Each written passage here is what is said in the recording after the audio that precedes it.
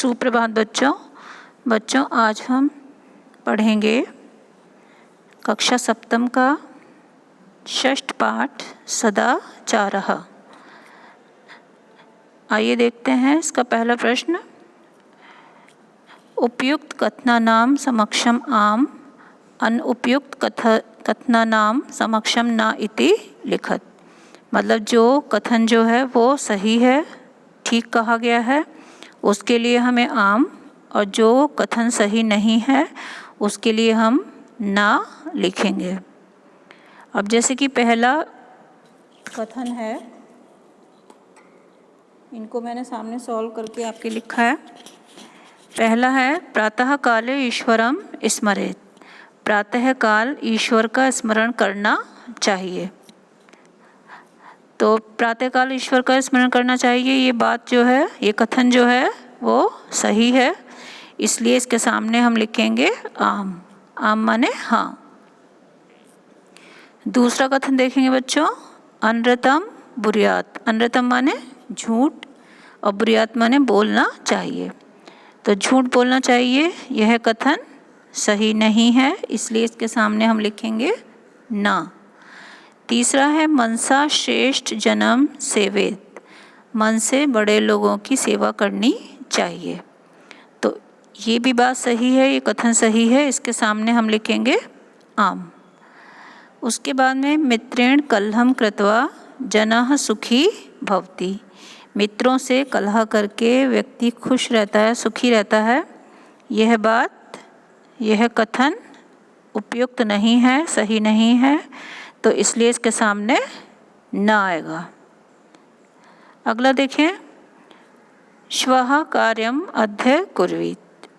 श्वः माने कल जो करना चाहते हैं आप काम, कल के काम को अद्य माने आज ही, कुर्वीत माने करें। तो कल के कार्य को आज करें, यह बात सही कही गई है, इसलिए इसके सामने आम लिखेंगे।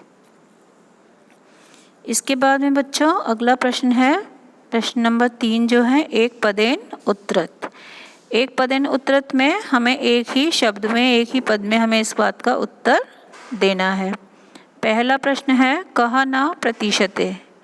कौन प्रतीक्षा नहीं करती? तो कौन प्रतीक्षा नहीं करती? मृत्यु। मृत्यु का कोई समय निश्चित नहीं होता, वो किसी की भी प्रतीक्षा नहीं करती कि किसी ने अपने काम पूरे करे हैं नहीं करे हैं, तो इसका उत्तर है मृत्यु। दूसरा प्रश्न है सत्यता कदा व्यवहारे स्यात्। सत्यता व्यवहार में कब होनी चाहिए?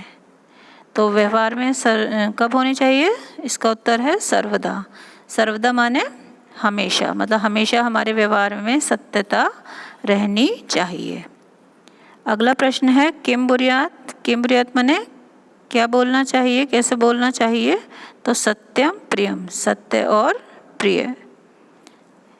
केन से कलहम कृत्वा नरः सुखी न भवेत्। किसके साथ कलह करके, झगड़ा करके व्यक्ति सुखी नहीं रहता?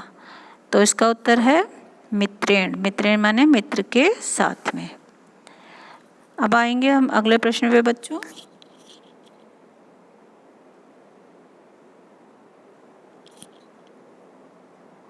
अगले प्रश्न में हमें क्या करना है, रेखांकित पदानि आधृत्य प्रश्न निर्माणम कुरुत। रेखांकित जो शब्द हैं आपको इसमें दिखाई दे रहे हैं, तो जो रेखांकित शब्द हैं उसको आधार मान करके हमें प्रश्न निर्माण करना है। अब ये जो हमें लाइन से मिले हुए हैं 1 2 3 4 और 5, ये सब क्या हैं? उत्तर हैं। अब इनसे हमें प्रश्न निर्माण करना है। पहला है मृत्यु न प्रतीक्षते। मृत्यु प्रतीक्षा नहीं करती, तो मृत्यु के स्थान पे आएगा कह न प्रतीक्षते। कौन प्रतीक्षा नहीं करती? फिर है कलहम कृत्वा नरः दुखी भवति। कलह करके व्यक्ति दुखी रहता है। तो कलहम कृत्वा, तो यहाँ आएगा किम कृत्वा। किम माने क्या करके। तीसरे में पितरम कर्मणा सेवेत।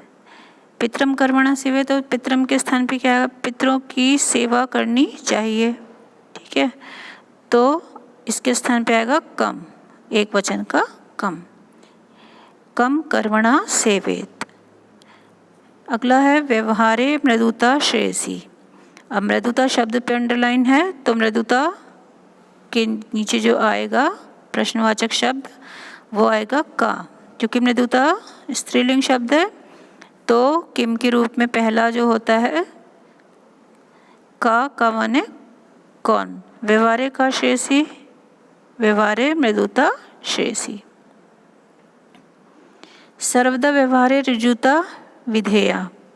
सर्वदा हमेशा हमारे व्यवहार में सरलता होनी चाहिए। तो प्रश्न बनाएंगे तो व्यवहार में सरलता कब होनी चाहिए, तो कब के लिए क्या आएगा सर्वदा के स्थान पे, इसमें आएगा कदा। कदा व्यवहारे ऋजुता विधेया। अब ये जितने भी प्रश्न हमने बनाए हैं बच्चों, इसको हम लिख करके इसमें प्रश्नवाचक निशान ज़रूर लगाएंगे, तभी वो प्रश्न माना जाएगा।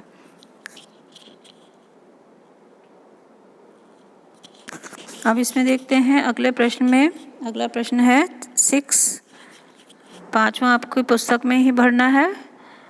छठा प्रश्न देखेंगे, मंजूषातः अव्यय पदानि चित्वा रिक्त स्थानानि पूरयेत्। इसमें क्या करना है, हमें मंजूषा जो दी है उसमें से हमें सही शब्द चुन करके इसमें भरना है। पहला है भक्तः खाली स्थान ईश्वरम स्मरति। भक्त अब ईश्वर का स्मरण करता है तो कब करता है, तो ऊपर जो दिए हैं शब्द उसमें से हम सदा शब्द चुनेंगे और वो इसमें भरेंगे। भक्तः सदा ईश्वरम स्मरति। दूसरा है असत्यम खाली स्थान फिर वक्तव्यम। तो यहाँ पर क्या आएगा, न असत्यम न वक्तव्यम, असत्य नहीं बोलना चाहिए। फिर है प्रियम खाली स्थान सत्यम वदेत।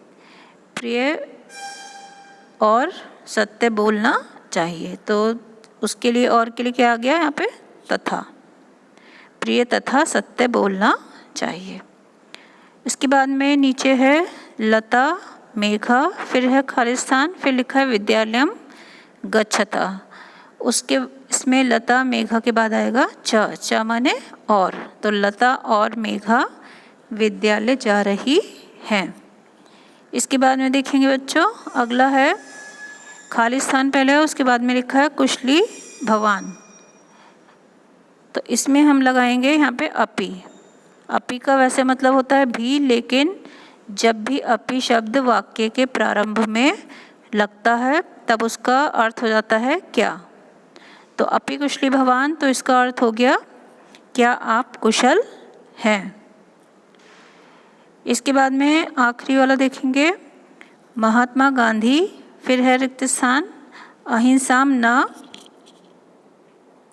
अत्यजत।